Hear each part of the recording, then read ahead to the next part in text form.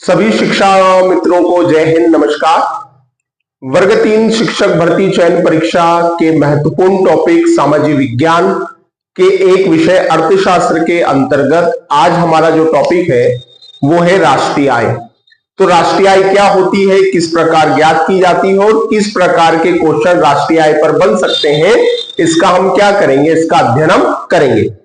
अब जब हम राष्ट्रीय आय की बात करते हैं कि राष्ट्रीय आय क्या होती है, तो देखिए, राष्ट्रीय आय का मतलब है कि एक वर्ष की अवधि के दौरान किसी देश की अर्थव्यवस्था में उत्पादित वस्तुओं तथा सेवाओं का अंतिम मूल्य, है ना। अगर सामान्य तौर पर समझे या सामान्य शब्दों में इसे समझे तो हम ये कह सकते हैं कि किसी देश की अर्थव्यवस्था में, किसमें, तो हमने कहा किसी देश की अर्थव्यवस्था में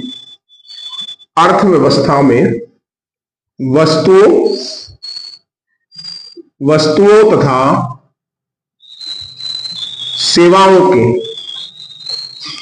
तथा सेवाओं के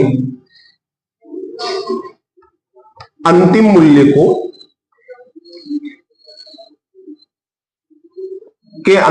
को हम क्या कहते हैं, तो हमने कहा कि अंतिम मूल्य को हम राष्ट्रीय आय कहते हैं।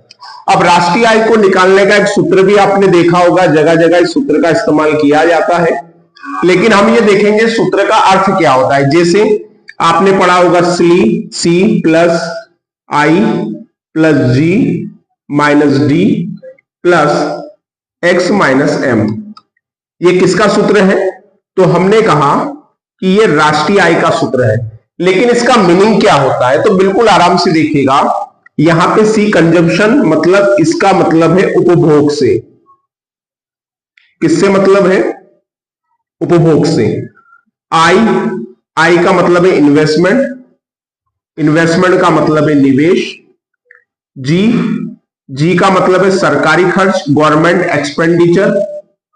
कौन से खर्च, तो हमने कहा सरकारी खर्च, ठीक है। डी मतलब डेप्रीशिएशन को हम कहते हैं मूल्यह्रास। डेप्रीशिएशन का मतलब क्या है, तो हमने कहा मूल्यह्रास। एक्स फॉर एक्सपोर्ट का मतलब है निर्यात, और एम फॉर इंपोर्ट का मतलब है आयात। तो एक तरीके से सूत्र क्या बनता है, उपभोग प्लस निवेश प्लस सरकारी खर्च माइनस मूल्यह्रास में हमें निर्यात और आयात की जो मूल्य का अंतर है उसे जोड़ेंगे, तो इस सूत्र से हम क्या ज्ञात कर सकते हैं, राष्ट्रीय आय ज्ञात कर सकते हैं। और हमने कहा कि एक अर्थव्यवस्था में वस्तुओं तथा सेवाओं का जो अंतिम मूल्य होता है उसे हम राष्ट्रीय आय कहते हैं, नेशनल इनकम कहते हैं। आपने ये भी पढ़ा होगा कि भारत में सबसे पहले राष्ट्रीय आय की गणना दादा भाई नेरोजी के द्वारा की गई थी। किसके द्वारा की गई थी, तो हम पढ़ चुके हैं, दादा भाई नेरोजी के द्वारा की गई थी। इसके अलावा अगर देखें कि राष्ट्रीय आय की गणना किस पद्धति के आधार पर की जाती है, सूत्र आप बहुत अच्छे से देख लीजिए, हो सकता है परीक्षा में आपको काम आए। अब ये कहा जाए कि राष्ट्रीय आय की जो गणना है वो किस विधि से की जाती है ना। तो अगर हम राष्ट्रीय आय की गणना की पद्धति या विधियों को देखें, क्या कहा हमने कहा कि राष्ट्रीय आय की गणना जो है, इसकी गणना की विधि या पद्धतियों को अगर हम देखें,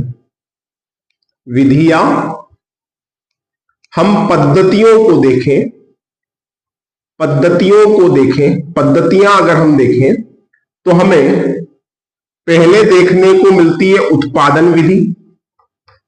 क्या देखने को मिलती है, तो हमने कहा पहले हमें देखने को मिलती है उत्पादन विधि।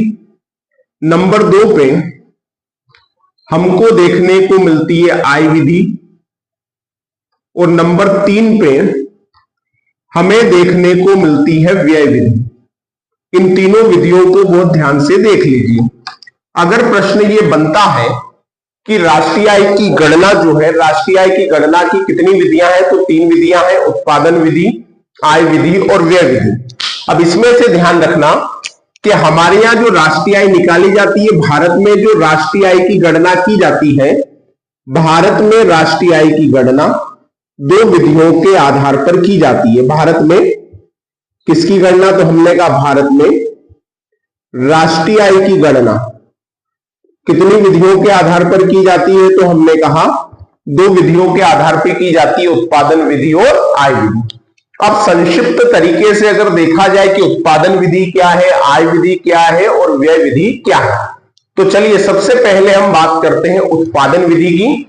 अब उत्पादन विधि क्या होती है, इसके बारे में क्या समझते हैं? तो देखिए, एक अर्थव्यवस्था में वस्तुओं, एक वित्तीय वर्ष में वस्तुओं और सेवाओं का जो शुद्ध मौद्रिक मूल्य होता है, कैसा मूल्य होता है? शुद्ध मौद्रिक मूल्य होता है।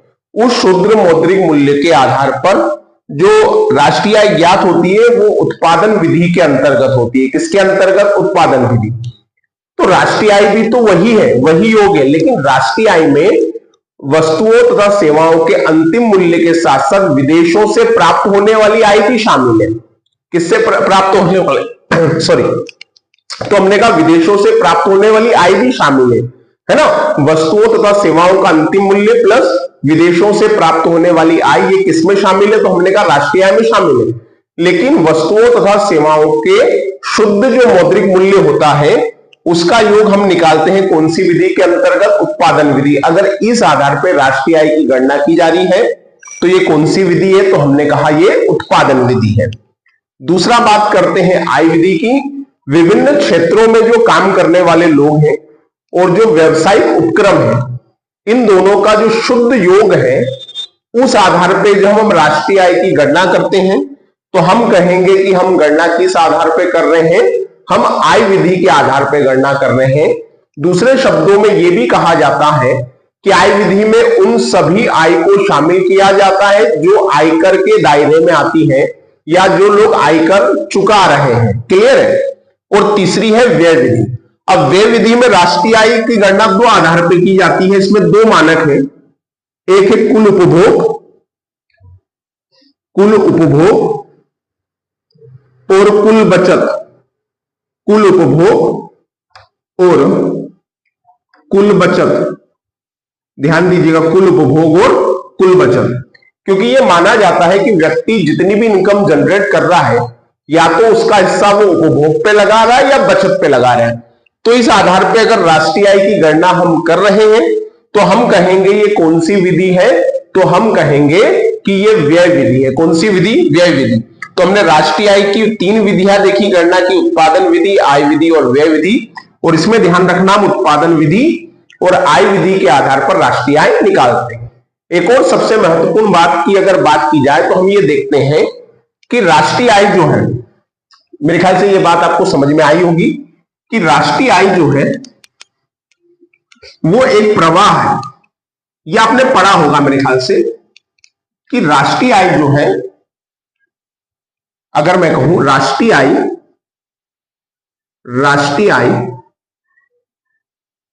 एक प्रवाह है, राष्ट्रीय आय एक प्रवाह है, यह स्टॉक नहीं है। क्या नहीं है? तो हमने कहा यह स्टॉक नहीं है। क्लियर है? मतलब जो नेशनल इनकम है वो एक प्रकार का फ्लो है, वो स्टॉक नहीं है। क्लियर है? तो अब इसे प्रवाह माना जाता है। तो प्रवाह और स्टॉक का मतलब क्या होता है? देखिए, अगर मैं कहूं कि आज तारीख क्या है, आज 27 जुलाई और 27 जुलाई को आपके खाते में 50,000 रुपए का बैलेंस है। कितना बैलेंस है? 50,000 रुपए का बैलेंस या 1 लाख रुपए का बैलेंस है। तो ये आपका स्टॉक हो गया, ये आपका क्या हो गया? स्टॉक। लेकिन अगर मैं कहूं कि आप हर महीने अपने खाते में 20,000 रुपए जमा कर रहे हो, तो ये हर महीने जो आपके खाते में 20,000 रुपए जमा हो रहे हैं, ये एक प्रकार का क्या है? ये एक प्रकार का प्रवाह है। क्लियर है? क्या है? एक प्रकार का प्रवाह है। क्लियर? तो हमने कहा राष्ट्रीय आय क्या है? राष्ट्रीय आय एक प्रवाह है, ये स्टॉक नहीं है। क्लियर है? क्योंकि राष्ट्रीय आय जो है एक निश्चित समय अवधि में मापी जाती है। राष्ट्रीय आय जो है वह एक निश्चित समयावधि में मापी जाती है।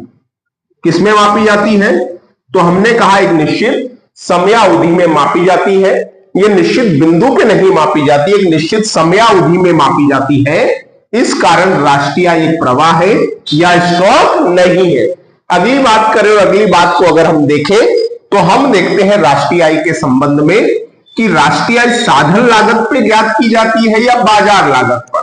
देखिए, अगर मैं कहूं, अगर आपसे पूछा जाए कि राष्ट्रीय आय जो है वह साधन लागत पे ज्ञात की जाती है, कौन सी लागत पर?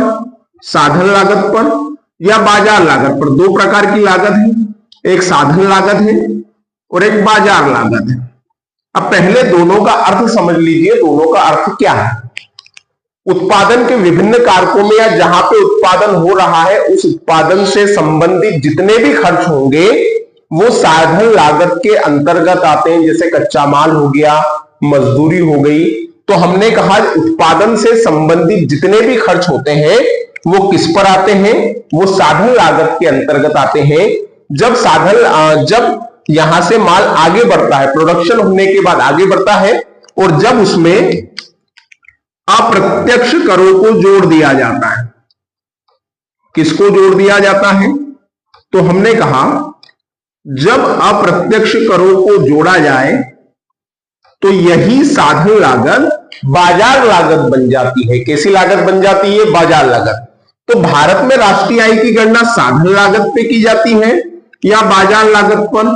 तो ध्यान रखना, भारत में राष्ट्रीय आय की गणना, भारत में राष्ट्रीय आय की